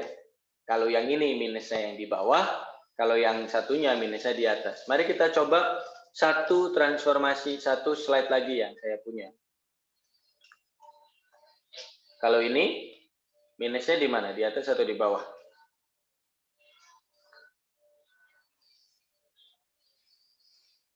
Di atas atau di bawah? Di bawah, Pak. Di bawah. Juga di bawah. Di bawah. Minusnya juga di bawah. Ini saya juga di bawah. Artinya apa adik sekalian? Ternyata dari rumus yang saya kasih di slide pertama, slide milik Pak Kosasi dan slide yang kedua ini, itu pendefinisian dari arah tetanya itu berbeda. Apakah akan membedakan atau akan mempengaruhi hasilnya? Bisa jadi iya, apabila ternyata plus dan minus tadi itu memiliki nilai yang berbeda dari sign-nya. Sign-nya itu maksudnya adalah nilai hasil dari sinus ataupun kosinusnya. Nah, tapi intinya adik sekalian yang ingin saya sampaikan, mana yang benar? Dua-duanya benar. Yang penting Anda konsisten dalam penggunaannya. Kalau Anda menggunakan minus yang di bawah, berarti harus bagaimana?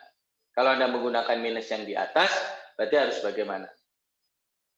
Nah, ini sebagai penutup juga, ini pertanyaan yang tadi baik sekali dari Putri. Apabila Anda ingin menggunakan yang minusnya yang di bawah, maka bisa kita lihat di sini. Nah, ini bagaimana? Ternyata ini seperti ini. Sini. Nah, kita nanti lihat, ini ada chat apa ya? Oh, sudah saya bagikan kok adik-adik sekalian. Slide yang saya tampilkan sudah saya bagikan sejak pekan lalu. Kalau tidak percaya bisa lihat di mana nih? Course sistem referensi ini. Habis itu Anda coba unduh yang ini. Conformal and affine coordinate transformation dan conformal and affine 2D coordinate transformation serta 3D conformal affine and projection coordinate transformation 1. Kalau Anda lihat, ini sebenarnya sama semua ya. Kalau yang konformal itu OVH 17, kalau yang konformal affine itu yang 240 transformation seingat saya. Dan kalau Anda lihat lagi di slide-nya, yang ini adalah 240, file yang 240, kalau yang ini, kalau yang sedang kita, nah kalau yang ini adalah file yang namanya OVH 17. Ya, ada kok. OVH 17 itu bisa kita unduh dari slide yang sudah saya bagi. Nah, kalau yang ini coordinate transformation itu adalah dari slide yang satunya. Sudah Dava ya, sudah saya bagikan sejak pekan lalu. Monggo dibuka dan monggo dicek ya. Seharusnya sudah bisa diunduh dari pekan lalu tersebut. Nah, kalau yang min-nya di bawah, ternyata dari sekalian ini searah dengan jarum jam. Kita coba lihat dari punyanya Pak Kosasi bagaimana. Nah, punyanya Pak Kosasi ternyata tetanya di bawah. Nah, ketika kita bicara tetanya di bawah, berarti dia searah jarum jam juga. Nggak kelihatan, sorry. Nah, kita bandingkan dengan yang satunya lagi. Kita bandingkan dengan yang OVH 17.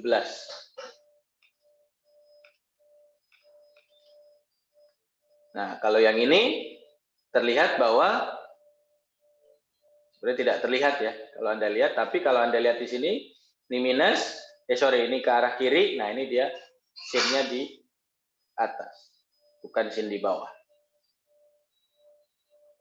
Sedangkan kalau yang Pak Kosasi rumusnya kan selalu sin-nya di atas atau di bawah? Kalau yang sama Pak Kosasi? Min sin-nya di bawah. Bawah, Pak. Bawah. Kalau Pak Piping selalu di bawah. Karena beliau searah dengan jarum jam. Seperti yang tadi saya sampaikan. Kalau yang namanya ini sin-nya di atas itu berarti berlawanan arah jarum jam. Kalau sin-nya yang di sini berarti searah dengan jarum jam. Pak, izin bertanya, Pak. Yo, silakan. Nama saya Reski, Pak. Berarti kita mau pakai atas atau bawah nggak apa-apa, Pak ya. Yang penting kita paham konsepnya. Kalau bawah itu kita pakai searah jarum jam, kalau atas kita yang sebalik arah jarum jam gitu ya, Pak ya. Betul sekali. Sorry ya, saya sambil makan obat. Baik, Pak. Terima kasih. Betul, Reski. Jadi kalau Anda bisa lihat di sini, apabila min sin itu dipakai yang di bawah, maka dia searah dengan jarum jam. Sebaliknya, apabila Anda pakai yang sin-nya di atas, ya tadi juga kurang memperhatikan. Ini ternyata sinnya di atas. Saya kira ini sinnya sama-sama di bawah. Ketika sinnya di atas, berarti dia itu menggunakan yang berlawanan arah dengan jarum jam. Sehingga nanti bisa jadi Anda kalau lihat di sini, rumus M11, M12, dan yang lainnya itu akan agak sedikit perbedaan. Bisa kita lihat dulu di sini. Saya new share, terakhir screen. Begini, ini saya hilangkan. Nah, kalau Anda bisa lihat di sini, M11 adalah cos theta, cos beta, cos gamma kalau ini, atau di konsep kita cos phi dan cos kappa. Sedangkan M31 yang di bawah sini adalah sin beta, atau ini adalah sin phi. Artinya apa, adik-adik sekalian? Untuk transformasi konform 3 dimensi yang menggunakan model Helmert, yang benar, dalam tanda kutip yang seharusnya kita pakai, itu adalah yang berlawanan arah dengan jarum jam, alias sinnya yang di atas. Bentar saya cek. Sin cos plus cos, ya, M13. Nah ya, sama. Sin cos ya. Oke. Tapi yang disampaikan Reski tadi sangat betul ya. Berarti artinya apa? Anda bebas menggunakan yang lain, tetapi Anda bebas menggunakan mau berlawanan arah jarum jam atau searah jarum jam, tapi hubungannya itu nanti dengan letak minusnya ada di mana, ada di atas kanan atau ada di bawah kiri. Ketika Anda sudah memahami itu, maka bebas. Oke, saya mau biar gampang, saya mau pakai berlawanan arah jarum jam aja lah yang saya anggap plus. Ya berarti nanti Anda menggunakan rumusnya, menggunakan rumus ini ya, pencariannya minnya ada di sini. Nah, sedangkan kalau Anda lihat di sini, minnya ada di atas kalau ini ya. Mana? Nah, kan kelihatan ya ini minnya di atas, kalau ini minnya di bawah. Kalau ini searah jarum jam ke kanan, kalau ini berlawanan arah jarum jam ke kiri. Jadi kalau misalnya Anda bilang, aku mau cari tetanya itu pakai searah jarum jam, ya sudah, berarti Anda menggunakan rumus yang min sinusnya ada di bawah. Oh tidak, aku mau pakai yang ada di atas, ya sudah, berarti Anda menggunakan nanti yang berlawanan arah jarum jam. Terima kasih atas pemahaman dan bantuannya tadi Reski, Putri, dan yang lain-lain. Yang ingin saya tutup di kelas hari ini adalah bahwa transformasi konform dari yang 2 dimensi kemarin kita pelajari itu beranjak menjadi 3 dimensi ya adik-adik sekalian. Dan namanya adalah seperti yang tadi sudah disampaikan oleh saya, namanya adalah transformasi Helmert. Helmert transformation adik-adik sekalian. Dan Helmert transformation itu adalah transformasi konform pada dasarnya. Jadi sebenarnya adalah transformasi konform 3 dimensi, yang mana transformasi konform ini itu digunakan untuk transformasi datum. Jadi kalau Anda tanya, lah terus transformasi datumnya kapan Pak? Ya ini adalah dasar dari transformasi datum. Nanti di pekan depan, di pekan terakhir, saya akan tambahkan lagi ada 2 konsep dasar transformasi datum yang sedikit berbeda dengan transformasi datum yang kita punya. Karena apa? Karena ternyata mencari seperti ini itu terlalu rumit untuk carian dari datum. Karena pada dasarnya datum itu selisihnya kecil-kecil, nggak sangat banyak. Nah, besok akan kita jelaskan, ternyata karena perubahannya kecil itu, maka ada yang bisa disimplifikasi atau ada yang bisa dimudahkan atau dipermudah. Nah, dari sini kelas saya selesaikan adik-adik sekalian. Nanti rencananya akan ada tambahan tambahan latihan untuk konform 2 dimensi, tidak perlu dikumpulkan. Saya sangat encourage untuk Anda kerjakan. Dan lalu nanti ada beberapa contoh dan ada beberapa latihan untuk menggunakan transformasi konform 3 dimensi. Nanti akan saya berikan soalnya, dan kalau memang ternyata diperlukan, nanti juga diberikan kunci jawabannya nanti ketika beberapa hari setelah Anda mencoba di weekend, ini loh kunci jawabannya, nanti biar bisa kalian koreksi, memang benar ini, ini salah dan sebagainya. Jadi seperti yang saya sampaikan di kelas E di grup kemarin, apakah ada tugas 7 untuk 3 dimensi, nanti akan kita lihat. Saya sepertinya prefer untuk nanti sekalian aja sampai dengan rumus yang lainnya, Bursa Wolf dan Molodensky Badekas sepertinya. Tapi untuk sekarang sepertinya tidak menjadi tugas dalam arti dikumpulkan, tapi saya minta Anda untuk kerjakan sebagai penambahan atau pengayaan agar ternyata 2 dimensi itu gini toh cara carinya kalau pakai matriks. Begitu mungkin ada adik sekalian. Apakah ada yang ingin ditanyakan sebelum kelasnya saya tutup? Izin bertanya, Pak. Ya, silakan Elizabeth. Saya masih itu, Pak, bingung, Pak. Di TX sama TY sama TZ-nya itu, Pak, apa harus sama juga, Pak, pada tiap koordinat kayak tugas kemarin? Oh, pasti dong, pasti dong. TX, TY, TZ pasti sama untuk setiap koordinat. Kalau TX, TY, TZ-nya tidak sama, berarti ada yang salah dengan perhitungan yang kalian lakukan. Nah, untuk kemarin, makanya kan ini saya coba untuk konfirmasi kembali, artinya saya coba untuk buatkan rumus contoh soal yang lain yang lebih mewakili dalam arti nilainya tidak saya minta untuk ganti setiap NIM gitu ya, tapi nilainya fix, misal kayak 1000, 100.000 atau berapa, agar nanti hasilnya bisa Anda bandingkan masing-masing dari kalian. Karena kayaknya akan ada beberapa nilai yang memang mustahil untuk disamakan translasinya. Harusnya Elizabeth, baik untuk conform 3D ataupun conform 2D, ya tetap harus sama ininya, translasinya. Nggak boleh enggak. Kalau nggak sama malah repot. Harusnya sama ya, nilai translasinya TX, TY, TZ-nya itu harus sama. Nggak boleh kalau nggak sama. Begitu Elizabeth. Gimana kira-kira, apakah menjawab Elizabeth? Iya, Pak. Terima kasih, Pak. Atau bingung? Nggak bingung ya? Iya, nggak bingung, Pak. Oke, terima kasih.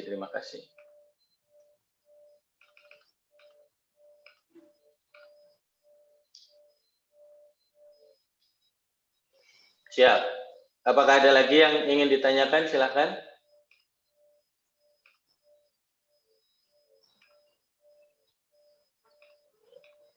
Intinya dari sekalian, ini kayaknya saya melihat gelagat bahwa ada yang merasa translasinya tidak harus sama. Translasi itu harus sama ya.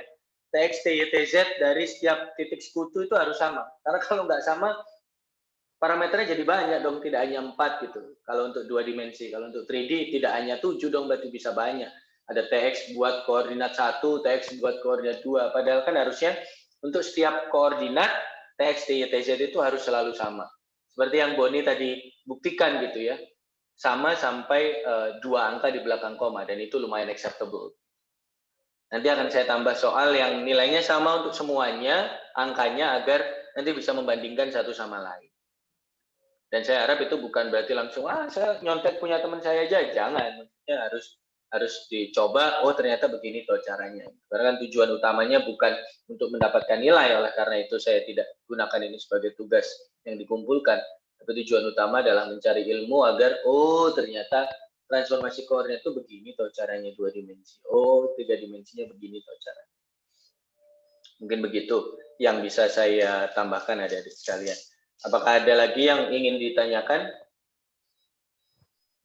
Karena sudah jam 9, sepertinya saya juga harus segera undur diri. Dari saya cukup, Pak. Ya, terima kasih kalau begitu. Terima kasih atas kehadirannya di hari ini. Untuk absen, nanti akan saya coba cek. Sepertinya memang ada beberapa yang, males nih kalau udah harus login lagi. Sebentar ya.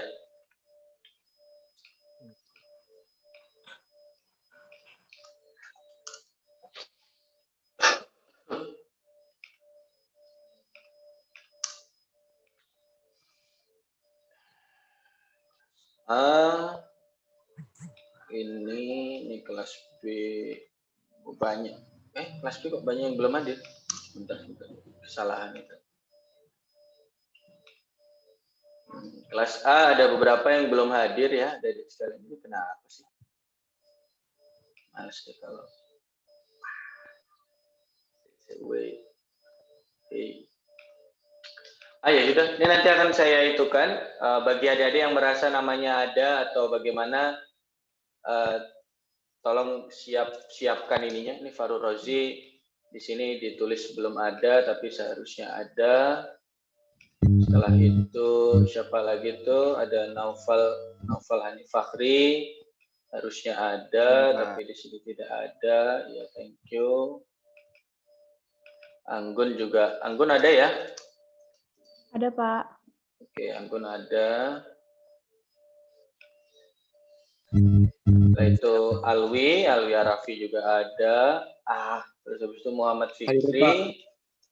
Ya, Muhammad Fikri juga ada. Tapi Fahrudin Fikri tidak ada ya? Atau jadi satu sama Giovanni itu? Biasanya mereka selalu berdua menjadi satu. Saya ini dulu deh. Kalau begitu ini susah sinyalnya. Nanti apabila ada yang merasa namanya harusnya ada tapi dia tidak itu, saya berikan kesempatan sekarang untuk screenshot untuk screenshot kelas kita hari ini ya. Silakan kalau ada yang merasa harusnya ini saya hadir nih tapi kok saya belum dianggap hadir, nah itu nanti saya itu kan. Karena kelasnya nanti akan saya coba itu buat sore hari. Karena pagi ini saya harus ada kegiatan yang lain terlebih dahulu. Oke, kelas A kayaknya udah clear. Kelas B sebentar. Itu ada, Nabila dan memang ada, Putri ada, Putri Nur Rahma juga ada, Fauzi ada, Rozi Kurniawan nggak ada, Rangga Wahyu nggak ada, Ivani ada, Zidan tidak ada, Weni tadi ada, Tasya Amanda ada, dan terakhir Marius ada. Oke, berarti yang tidak ada itu saya catat. Sebentar dulu. Ya, tidak ada. Siapa tadi satu? Rozi dan Rangga Wahyu sama Zidan. Oke. Rozi, Rangga Wahyu, dan terakhir Zidan. Saya cek lagi apakah ada. Rangga Wahyu. Tidak ada. Oke, itu saja adik sekalian. Saya tutup kelas kita hari ini. Semoga ilmu yang Anda dapatkan bermanfaat. Nanti bisa seperti biasa dicek di YouTube. Kalau ada yang masih ingin bertanya bisa diberikan langsung kepada saya. Sekian kelas saya tutup. Mohon maaf apabila ada kesalahan kata. Jangan lupa nanti ada tugas tambahan dalam tanda kutip tidak dinilai tapi kita harus bisa kerjakan sama-sama. Dan ada tugas sedikit untuk yang transformasi 3 dimensi. Nanti semuanya akan saya berikan di sore hari atau agak malam karena saya masih agak sibuk untuk hari ini. Terima kasih. Saya tutup. Wassalamualaikum warahmatullahi wabarakatuh. Selamat pagi dan salam SRG. Waalaikumsalam warahmatullahi wabarakatuh. Waalaikumsalam warahmatullahi wabarakatuh. Terima kasih. Terima kasih, Pak. Terima kasih, Pak.